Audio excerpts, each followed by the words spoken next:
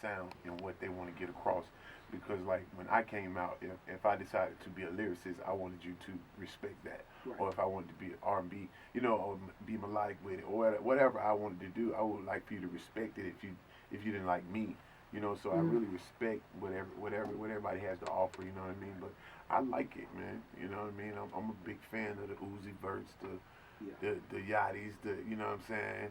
Lucci's, the Thugs, you know what I mean? That's real, because a lot of people, they try to throw shade, they try to hate on, you know what I'm saying? I'm a big fan, I can't lie, man, and those guys make great music, you can't lie. Like, it's conscious rappers, do you ever feel pressure to drop like a real conscious verse, or do you just kind of do you know I do feel pressure, because sometimes I be wanting to, go this way, go that way, and it's a lot of pressure on me, because it might just be me, you know what I mean? But the people, they're really cool with it, you know what I'm saying? There's a lot of people out there that want to hear lyrics, and it's just like, oh, I want to hear the best thing smoking dro. Right. I respect those people too, but actually, you have to, kind of like one of my homeboys say, just do both, you know what I mean? So right. we keep it even, you know what I mean? Do you ever get annoyed, like, you know how people, whenever an artist come out and they be like, oh, I want to hear the old, they ever be like, I want to hear the old Joe. You like, well, what, you know what I'm saying? Yeah, what is that? but you can't, I get it, and I understand. I just would like for people to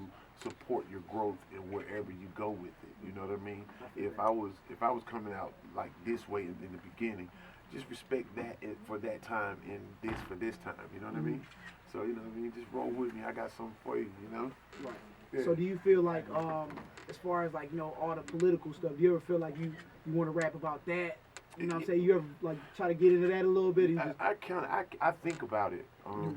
And a lot of times, I think to myself that, if I did say something, most of these knuckleheads ain't gonna probably be listening to it. You know what I mean? So I keep a lot of that balled up in the inside of me. But one day you probably hear me let out. Politically correct, I might come out like that. You know? That's dope. Okay. Yeah. So any advice to any new rappers that's coming out that's trying to get popping in the game, trying to get some hits going? What would you say?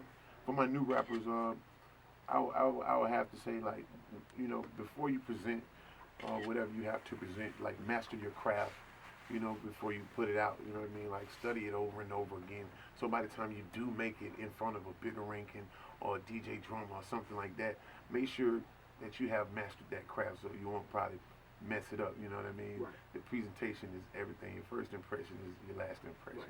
Right. When you first got out here, was you nervous to get on the scene like that, or you feel like you was ready? No, I wasn't nervous. Not when I first got out here, but when I first did a show in front of like 50,000 people, I was. That makes somebody a little nervous. I was turning around like, what, Tip, man, you gonna come out with me? Like, no, you got your own hit, bro. Go on. So I mean, it was different things that made me nervous. So what you working on now? I'm working on, I'm trying to get a date with a midget and stuff. I'm just kidding. We were actually just working this Day 3 project. We working the Day 3 project and keep beating the streets with that. I think me and Bigga got a tape about to come out. You know what I'm saying? A new mixtape, and I'm gonna drop probably one more after that, and then we probably looking for an album in the fall. Try to do movies and stuff like that. Okay. I got a book coming out, and oh man, I want to start teaching music at colleges and stuff like that. This man doing some of everything. So what's the significance of Day 3? Where'd you get that name from? Actually, it comes from Day 1. We me and DJ Drummer in the beginning of the rap game of my career. I dropped this powerful mixtape. It's called Day 1. It was my introduction. Then we did Day 2, and I was lucky to get a couple of artists on there. R.I.P. Doe B. You know what I mean? And Day 3 is just a follow-up from those two. You know what I mean? It means a lot to me. You know what I mean? It states where I'm at right now, where I came from. So Day 3 is something that's really big to me. Okay.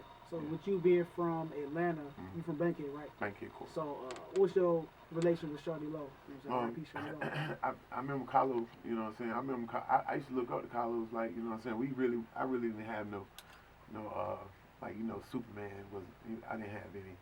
I looked up to hustlers, like, and Shawty was one of them. I remember the Burnt Orange Monte Carlo he had, the Burnt Orange SS, and, you know what I mean?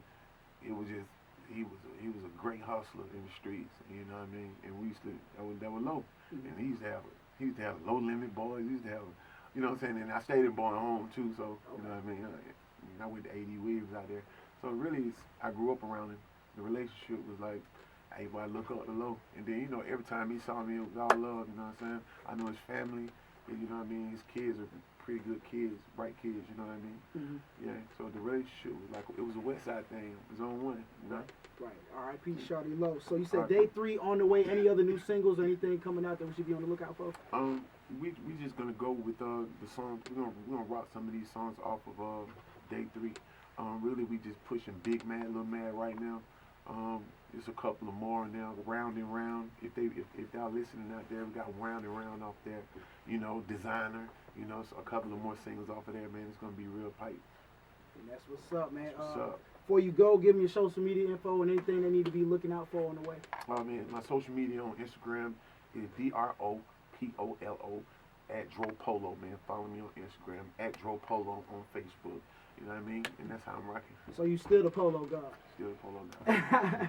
Just like that. Shout out to Young Dro.